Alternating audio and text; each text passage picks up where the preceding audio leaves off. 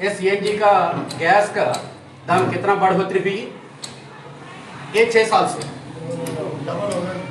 Double हो गया। कौन किया? कौन किया? आपने किया क्या? कोई संगठन किया क्या? कौन किया? खुद सरकार किया। खुद सरकार किया। इसी वजह से इतना दिक्कत आ रहा। इंश्योरेंस प्रीमियम के बारे में बात कर रहे हैं। ये 6-7 साल में इंश्योरेंस प्रीमियम डबल हो गया। सही है गलत है? कौन किया है इंश्योरेंस प्रीमियम में बढ़ोतरी? खुद IRDA किया, इंश्योरेंस रेगुलेटरी डेवलपमेंट अथॉरिटी, उसको गठित किया केंद्रीय सरकार। हर एक साल मार्च महीने में बढ़ोतरी कर रहा IRDA। ये दोनों हम नहीं कर रहे ना, खुद सरकार कर रहे। डबल हो गया, क्यों? कारण क्या है? ऐसा आपकी आमदन डबल हो गया क्या? ना। आप किराए बढ़ाई है तो कोई नहीं चढ़ेगा, ऑटो नहीं चढ़ेगा। ये सही है गलत है? खर्चा ज्यादा हो गया, आमदन कम हो गया। सही है। और साथ साथ क्या हो रहा है? पुलिस वाला का, RTO का हमला हो रहा। सुबह से शाम तक मेहनत से काम किए तो भी 1,000-1,200 कमाना बहुत मुश्किल हो गया आज का। अब कितना कमा रहे एक रोज में? 500-600 बस। यह है 600 रुपए। छोटे छोटे लेके तरीका से देने में खर्चा क्या है, परिवार चलाना कैसा, यह है स्थिति। पुलिस वाला ऐसा क्यों कर रहा? पुलिस वाला को भी टारगेट है, उनकी तनख्वाह कितना होगा वो सारा के सारा तनख्वाह ऐसा से वो जमा करना। ये टारगेट कौन रखता रे? खुद सरकार या खट्टर सरकार या मोदी सरकार। ये सारा मिलके हमारे दिक्कत क्या है, मुद्दे क्या है, इसका कारण है सरकार। या यहाँ हरियाणा का खट्टर सरकार हो या केंद्र में मोदी सरकार हो, ये हम थोड़ा देखना होगा। इसमें थोड़ा जानकारी भी होना चाहिए। यह है अच्छा। ये कोविड के समय में लगभग 2 साल इतना दिक्कत हुई। आपको कुछ पैसा मिला क्या? पहले 2020 मार्च 24 या 25 तारीख एकदम ऐलान किया मोदी ने, लॉकडाउन एकदम, कोई बाहर नहीं आना, गाड़ी नहीं चलाना। ये किसका आदेश है? खुद मोदी का आदेश है। ठीक है, आप आदेश दे दिया, मैं गाड़ी बाहर नहीं निकलूंगा। मेरा परिवार का हालत क्या है? परिवार चलाना कैसा? जिम्मेदारी किसका है? मोदी का। जो ये लॉकडाउन ऐलान किया उनकी जिम्मेदारी है, खुद उनकी जिम्मेदारी है। मगर कुछ दिया क्या? 1 रुपए दिया क्या? बाहर पूरा दुनिया में क्या है? सिर्फ एक देश है पूरा दुनिया में, वो है भारत। बाकी राज्यों में वो एम्प्लॉय हो, सेल्फ एम्प्लॉय हो, कौन है तो भी उनकी बैंक अकाउंट में खुद सरकार की ओर से आमदन कितना होगा एक महीने में, इसमें 70 से 80% तक हर एक महीने जमा किया खुद सरकार। तो कोविड के पहले मैं यूरोप गया था, 10 राज्यों फिर के आया। वहां से जाने के समय में अलग अलग जगह पे ट्रांसपोर्ट वाला का नाम और नंबर ले लिया, कॉन्ट्रैक्ट ले लिया। यहाँ आने के बाद कोविड के समय में मैं मैनचेस्टर वाला से पूछा। मैनचेस्टर ब्रिटेन में है, एक बड़ी शहर है, लंदन के बाद मैनचेस्टर। एक टैक्सी ड्राइवर से जैसा यहां पर उबर वाला है ऐसा टैक्सी ड्राइवर, उनसे बात किया, हर एक महीने 80% उनका आमदन कितना है इसी के हिसाब से 80% उनके अकाउंट में। पूरा दुनिया में यही हुआ, एक ही एक देश है पूरा दुनिया में 1 रुपए नहीं दिया मजदूर वर्ग को, यह है भारत। यही समय में, ये कोरोना के समय में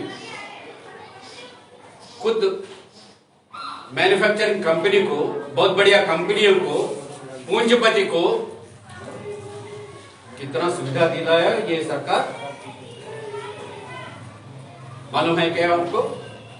मैं नहीं कह रहा, खुद वर्ल्ड बैंक एक स्टडी किया 1.5 साल के अंदर कोरोना के बाद, उन खुद कहा, रिपोर्ट मेरे पास है वर्ल्ड बैंक का, उन खुद कहा आप सड़क बना रहे, लाखों रुपए खर्चा कर रहे इस पे, और ये मैन्युफैक्चरिंग कंपनी वाला को बहुत करोड़ों रुपए दे रहे,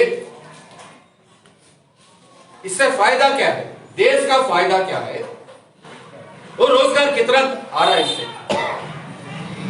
वो ही खर्चा, ये ऑटो हो, बस हो, ये पैसेंजर ट्रांसपोर्ट में आप खर्चा किए तो इतना आमदन सरकार को मिलेगी, रोजगार कितना मिलेगी, फायदा क्या है?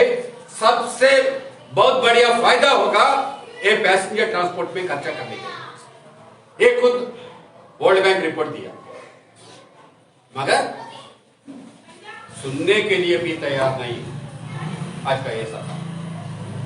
यही कोरोना काल में यहां पर सीएनजी का है, वो ऑटो का, मगर टैक्सी या ट्रक, बस, वो सब डीजल का दाम क्या है आपको पता है क्या? जब मोदी प्रधानमंत्री बन गया तब अंतरराष्ट्रीय मार्केट में कच्चा तेल का दाम एक बैरल के ऊपर $109 था, $109। 2020 में गिर गया कहां तक? सिर्फ $20, $20, $109 से $20 तक गिर गया। वही काल में यहां पर डीजल का दाम 25 से 30 रुपए बढ़ोतरी किया ये सरकार, ये सरकार की रिपोर्ट है। सिर्फ 3 महीने के अंदर 2020 मार्च में एक बार, मई महीने में एक बार, खुद मिला के 3 महीने के अंदर 1 लीटर डीजल के ऊपर 16 रुपए एक्साइज ड्यूटी बढ़ा किया मोदी सरकार। पूरा दुनिया में कहां भी नहीं हुआ। ऐसा करके हमारी खून पी रही है सरकार, खून पी रही। ये बजट के समय में वित्त मंत्री ने पेश किया, आप भी देख सकते, इंटरनेट पे है, ये सिर्फ पेट्रोल, डीजल, सीएनजी और कुकिंग गैस, इसी की वजह से कितना कमाया सरकार। इसके पिछले था ज्यादा से ज्यादा 90,000 रुपए, 90,000 करोड़। अभी कितना है? ये लेटेस्ट फिगर है 4 लाख करोड़ रुपया, 4 लाख करोड़ रुपया सिर्फ ये पेट्रोल, डीजल, गैस, सीएनजी, इसी की वजह से हमारे से ऐसा करके इकट्ठा करके किसको दे रहे? पूंजीपति को दे रहे। ये सारा के सारा हो रहा सरकार की गलत नीतियों से।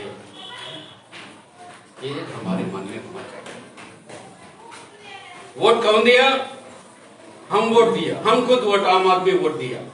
हमारी वोट लेके सरकारी कुर्सी पर बैठ के हमारे ऊपर हमला कर रहे, सिर पर हाथ लगा रहे। हम चुपचाप बैठेंगे नहीं तो क्या करना?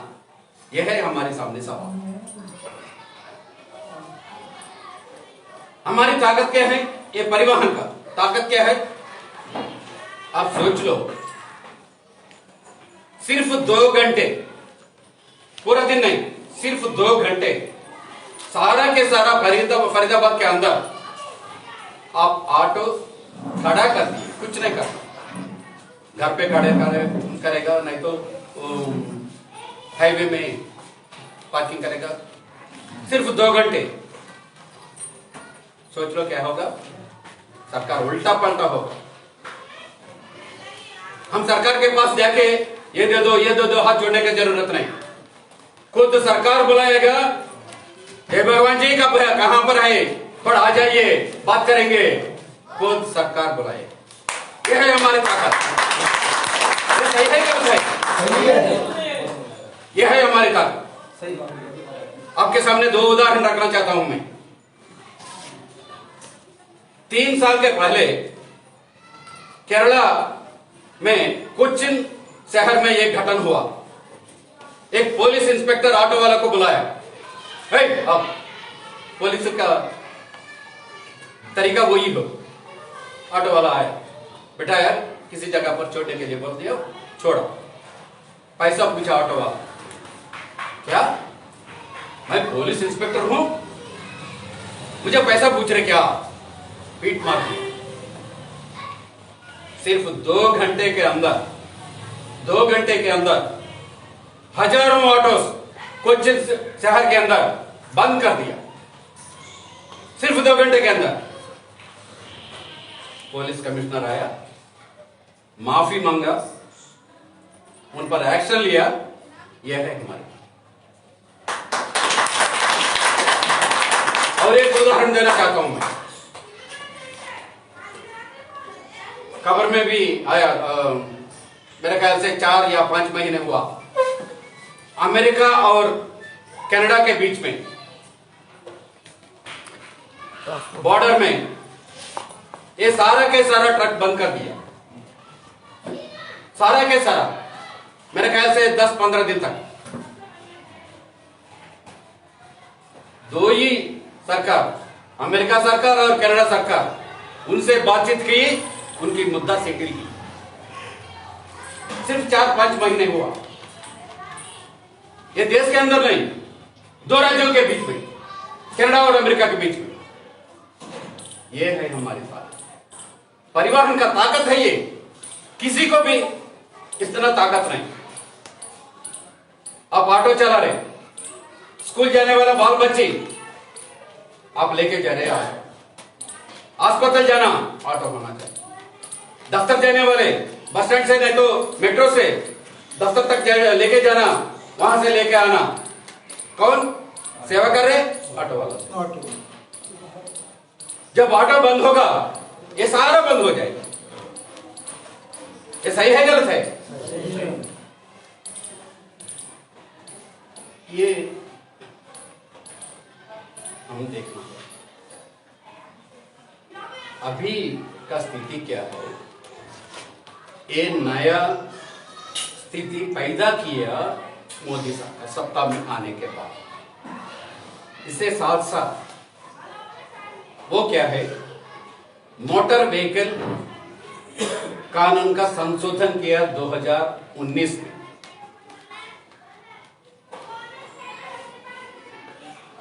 आपकी लाइसेंस होना मोटर व्हीकल एक्ट के अंदर, रजिस्ट्रेशन मोटर व्हीकल एक्ट के अंदर, फिटनेस मोटर व्हीकल एक्ट के अंदर, इंश्योरेंस मोटर व्हीकल एक्ट के अंदर, सारा के सारा मोटर व्हीकल एक्ट के अंदर। वो मोटर व्हीकल एक्ट को संशोधन किया मोदी सरकार। 2014 मई महीने में सरकार बनाया, 3 महीने के अंदर सड़क सुरक्षा के नाम पे एक बिल लाया मोदी सरकार। सिर्फ 3 महीने के अंदर पहली से पहला हमला शुरू किया मोदी सरकार परिवहन क्षेत्र के ऊपर, सड़क सुरक्षा के नाम पे बिल। इसी के खिलाफ लगातार संघर्ष हुई, 2 बार देशव्यापी हड़ताल भी हुई। इसमें मुख्य चीज क्या है, आप लोगों को वो पता है नहीं, मुझे जानकारी। इसमें मुख्य चीज है एग्रीगेटर के नाम पे तब तक मोटर व्हीकल एक्ट के अंदर ऐसा प्रोविजन नहीं, मौका नहीं। कोई एक धारा लगाया एग्रीगेटर। एग्रीगेटर मतलब क्या है? जैसा उबर ओला सबको जानकारी है ना, मेरा घर पे यहां पर बैठ के इसमें डाल दिए तो यहां पर पहुंचेगा, ऐसा तब तक ऐसा मौका नहीं है। इसके लिए वो धारा लगाया संशोधन की। कारण क्या है? 2014 चुनाव के पहले पूरा से पूरा हिंदुस्तान और बाहर से भी पूंजीपति हजारों करोड़ रुपए बीजेपी और मोदी को दे दिया। कारण क्या है? हिंदुस्तान का परिवहन का ये स्थिति क्या है? एक दो मालिक है, एक दो गाड़ी का मालिक है, उनको तो ड्राइवर है। ये स्थिति क्या है? पूरा दुनिया में ऐसा स्थिति नहीं।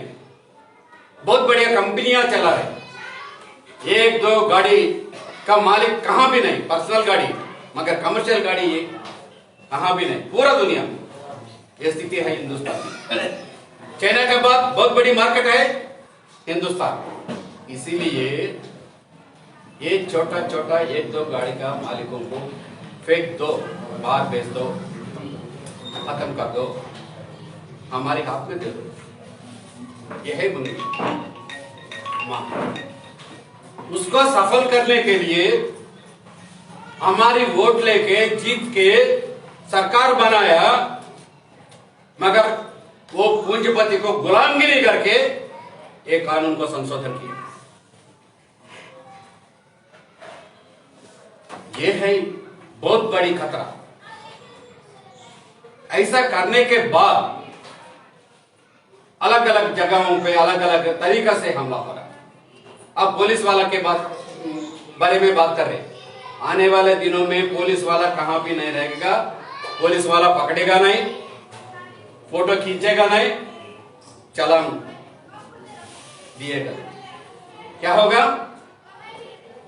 सीसीटीवी कैमरा आप शहर में देखा होगा, हर एक पूरा हिंदुस्तान में हर एक कोने पे ये सीसीटीवी कैमरा लगाना एक कानून में है। वो संशोधन में वो लाया, तो पुलिस वाला का जरूरत नहीं। अभी पुलिस वाला के खिलाफ लड़ रहे हम। वो पूरा हिंदुस्तान में सीसीटीवी लगाने के बाद किसी के ऊपर खिलाफ हम लड़ रहे, पुलिस वाला नहीं है ना वहां पर। ये कानून है, कानून के अंदर आया, ये लाया मोदी सरकार। ये तो एक है, और दो चीज है इसके अंदर। एक है या ब्रेकवेयर हो, क्लचवेयर हो, जैसा हो स्पेयर पार्ट। अब क्या करोगे? सस्ता में लोकल ऑटोमोबाइल मार्केट में मिलेगा 100 रुपए में, उनके पास देखे वो रिपेयर करवा। ये कानून में एक धारा लगाया, ऐसा ना करना। कोई ऐसा किए तो वो अल्टरेशन होगा, कम से कम 10,000 रुपए जुर्माना होगी। ये कानून है। ऑपरेशन का मतलब सोचते हो? कोई स्पेयर पार्ट बिना कंपनी के दूसरी जगह जाके आपने लगवा लिया, ये ना? हाँ। जिस कंपनी का आपने ऑटो खरीदा है उसी कंपनी से आपने सर्विस करवानी पड़ेगी, पार्ट्स भी उसी का लेना पड़ेगा। अगर किसी दूसरी जगह पर जाके आप उसमें पार्ट डलवाते हैं, मुगल डलवाते हो, तो आप पे पेनल्टी लगेगी 10,000 रुपए तक की, अगर उस कंपनी का नहीं लगवाया तो। दूसरा है महीने में एक बार नहीं तो 3 महीने में एक बार सर्विसिंग, ऐसा ऑयल चेंज करना, कुछ छोटा मोटा काम होती। इसके लिए सर्विसिंग के लिए सड़क पर मैकेनिक रहते, उनके पास जाके देते, उन्हें ज्यादा से ज्यादा 500 रुपए में करके देते। ये कानून में ऐसा ना करना, सिर्फ कंपनी शोरूम में देना होगा सर्विसिंग। या 2 व्हीलर हो, 3 व्हीलर हो, 4 व्हीलर हो, कौन सा गाड़ी है तो भी सिर्फ या सर्विसिंग हो या रिपेयर हो, शोरूम में देना हो। एक बार ट्राई कीजिए, बजाज ऑटो है तो बजाज वाला, नहीं तो कौन सा कंपनी है तो वो कंपनी शोरूम में आप सर्विसिंग के लिए दे दो। कितना खर्चा आएगा आप देखो। मैं ट्रायल के लिए एक बार किया, मेरा टू व्हीलर शोरूम में दिया, कुछ किया नहीं, सर्विसिंग वॉशिंग छोटा मोटा करते 2000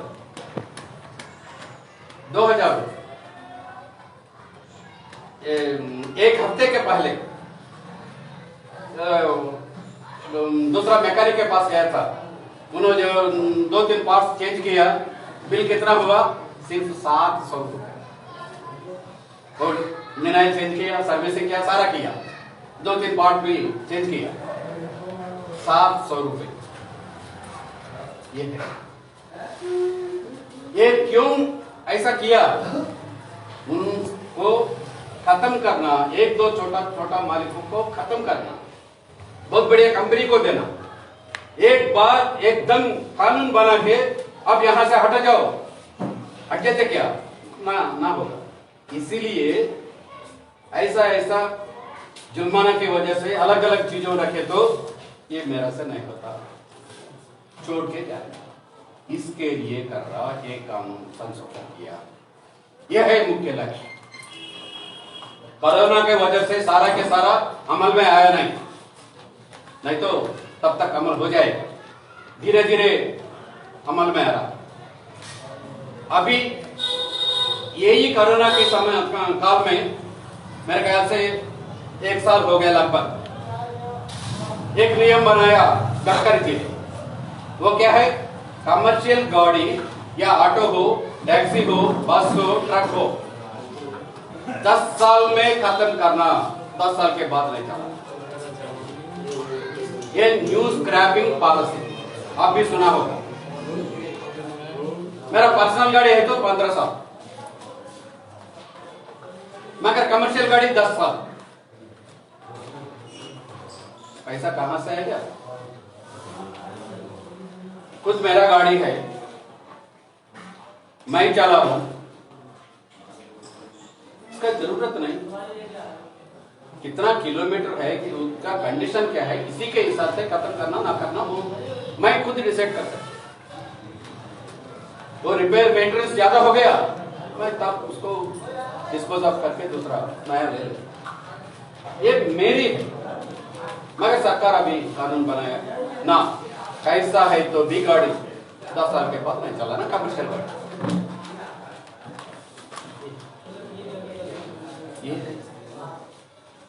ये कानून के खिलाफ हम all India road transport workers federation पूरा हिंदुस्तान में ये परिवहन क्षेत्र में कौन कौन संगठन काम कर रहा, सबको एक मंच पर लाया, इकट्ठा किया। आजादी के बाद पहली बार 2015 अप्रैल 30 तारीख पूरा हिंदुस्तान में हमने हड़ताल किया, और 2018 अगस्त 8 तारीख दोबारा एक दिन हड़ताल किया पूरा हिंदुस्तान में, सिर्फ परिवहन क्षेत्र में, ये मोटर व्हीकल एक्ट संशोधन के खिलाफ। 2014 से 19 तक उनको पारित ना किया, हम रोक दिया, मगर 2019 चुनाव के बाद मोदी बहुत मेजॉरिटी से सत्ता में आया, तब 2019 जुलाई 31 तारीख को पारित हुआ। तब संसद में, राज्यसभा में एक ही एक राजनीतिक पार्टी इसके खिलाफ लड़ाया, कड़के ना ऐसा ना होना, वोटिंग जरूरी है, सरकार को पकड़ लिया, वोटिंग हो गया। सिर्फ 3 राजनीतिक पार्टी वाला, वो है मार्क्सवादी कम्युनिस्ट पार्टी, दूसरा है कम्युनिस्ट पार्टी, तीसरा है डीएमके, अभी तमिलनाडु में सरकार में है। सिर्फ ये तीनों पार्टी का संसद 13 संसद विरोध किया, बाकी लोग समर्थन किया, नहीं तो वोट के समय में भाग गए। वो बात अभी ये। और अभी क्या आ रहा? इलेक्ट्रिक गाड़ी, ऑटो भी इलेक्ट्रिकल ऑटो आया है ना? आ गया।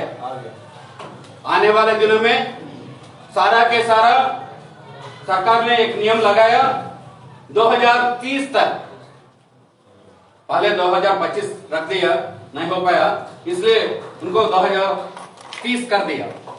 जब तक पूरा हिंदुस्तान में हर एक गाड़ी इलेक्ट्रिक गाड़ी होना चाहिए। ठीक है? कीमत क्या है इलेक्ट्रिक गाड़ी का? कितना है? 4.5 लाख। हाँ? 4.5 लाख। 4.5। ये डीजल ऑटो का कीमत क्या है? 3.5 लाख। 3 लाख के आसपास, लगभग डबल है। कहां से आएगा पैसा? परिवार चलाना हर रोज कैसा, ये हमारी सोच है। इसी समय में 10 साल के बाद गाड़ी खत्म करना, एक कानून, एक नियम बनाया, और दूसरा नियम आया इलेक्ट्रिक गाड़ी। कहां से? इसलिए हम all India road transport workers federation की ओर से परिवहन मंत्री, वित्त मंत्री, प्रधानमंत्री को एक विज्ञापन भेजा। ठीक है, अब नियम बनाया ना, बनाया, हम विरोध नहीं करेगा, मगर इसका कीमत कितना है तो चलो 6 लाख रुपए, 2 लाख रुपए वो कंपनी वाला देना, 2 लाख रुपए सरकार देना, दे दो। 2 लाख रुपए हमारी मजदूरी बनाए। ये है हमारी सोच। हम ये ज्ञापन दिया, ये सही है गलत है? 6 लाख की गाड़ी अगर आएगी इलेक्ट्रिक तो 2 लाख जो हम दे, 2 लाख सरकार दे, 2 मालिक दे। ये हमारी बहुत अच्छी ज्ञापन है। बहुत अच्छी ये हमारी ज्ञापन है, मगर सुनने वाला कौन है? दिक्कत कोई। और अंत में मैं एक बात आपके सामने रखना चाहता हूं। आप सब साथी ऑटो चला रहे, आपके पास लाइसेंस के साथ साथ बैज भी होना चाहिए। आपके पास है कि नहीं कि मुझे पता नहीं, मगर कानून के अंदर लाइसेंस के साथ साथ बैज भी जरूरी है। क्यों? यह है पब्लिक ट्रांसपोर्ट, कमर्शियल है। मेरा खुद पर्सनल गाड़ी है, मेरा पास लाइसेंस है, मैं गाड़ी चला सकता, मेरा लाइसेंस का बैज का जरूरत नहीं। खुद मेरा पर्सनल गाड़ी है, उसका बैज का जरूरत नहीं। मगर आप काम कर रहे परिवार के लिए नहीं, अपनी के लिए नहीं, वो लोगों को सेवा के लिए, इसलिए बैज की जरूरत है।